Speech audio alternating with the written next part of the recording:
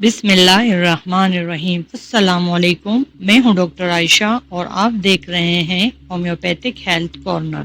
آج ہم ایک نہایت اہم موضوع پر بات کریں گے، سانپ، بچھو اور دیگر زہریلے جانوروں کے کاٹنے پر۔ خاص طور پر سیلاب کی وجہ سے سانپ اور بچھو جیسے زہریلے جانور گھروں اور بستیوں میں داخل ہو رہے ہیں۔ ان کے کاٹنے کے کیسز میں بھی اضافہ ہوا ہے۔ یاد رکھیں، زہریلے جانور کے کاٹنے کے بعد سب سے پہلی ترجیح یہ ہے کہ مریض کو پرسکون رکھا جائے، پینک نہ کریں اور مریض کو قریبی اسپتال تک پہنچایا جائے تاکہ فوری امداد مل سکے۔ اگر گھر میں یا حادثے کی جگہ پر ہومیوپیتھک دوا موجود ہو تو ایسی کئی ادویات ہیں جو فوری طور پر فرسٹ ایڈ کے طور پر دی جا سکتی ہیں۔ اس طرح اسپتال تک پہنچنے کے دوران مریض کو سہارا ملتا ہے اور مریض کی جان بچائی جا سکتی ہے۔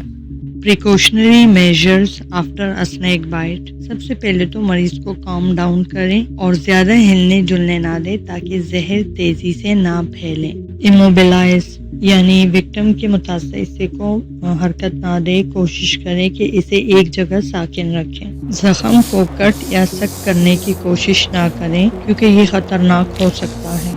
ایسیسریز کو ریموو کر دیں۔ اگر ہاتھ میں رنگ ہو یا گھڑی پہنی ہو تو اسے اتار دیں۔ اسی طرح پاؤں میں ٹائٹ شوز پہنے ہوں تو اسے بھی اتار دیں کیونکہ سویلنگ کی وجہ سے کمپلیکیشن ہو سکتی ہیں۔ پیشنٹ کو امیڈیٹ ہاسپٹل یا ایمرجنسی سینٹر لے کر جائیں۔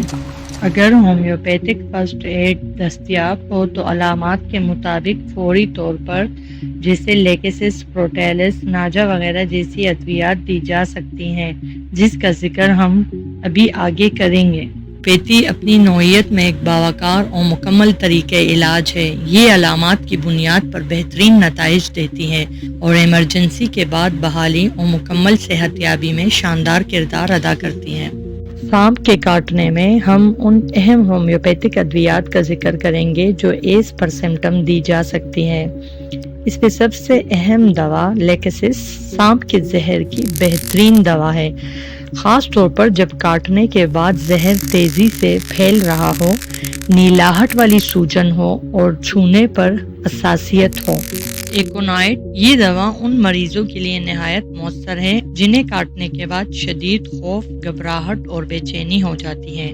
پروٹیلس ہاریڈس خون بہنا، یرکان جیسی کیفیت ہونا اور زہر تیزی سے جسم میں جذب ہونے پر اور شدید کمزوری محسوس ہو تو تب دی جاتی ہے۔ ناجا ٹرائپیڈنس جب دل اور سانس پر زیادہ اثر ہو، گھبراہٹ ہو اور دل کی دھڑکن بہت تیز ہو۔ اسی طرح ہومیوپیتھی کی دوا آرسینک ایلبم، بے چینی، جلنے جیسے درد، پیاس کے ساتھ بے قراری۔ اسی طرح بچھو کے کاٹنے پر یا شہد کی مکھی کے کاٹنے پر جب سوجن، جلن اور سرخی نمایاں ہو تو ایپس میلیفیکا ہومیوپیتھک دوا دی جاتی ہے، اور لیڈم پال جب درد کا احساس ٹھنڈا کرنے سے کم ہو اور وہ جگہ سخت ہو تو تب دی جاتی ہے۔ یاد رکھیں، یہ تمام ادویات علامات کی بنیاد پر منتخب کی جاتی ہیں۔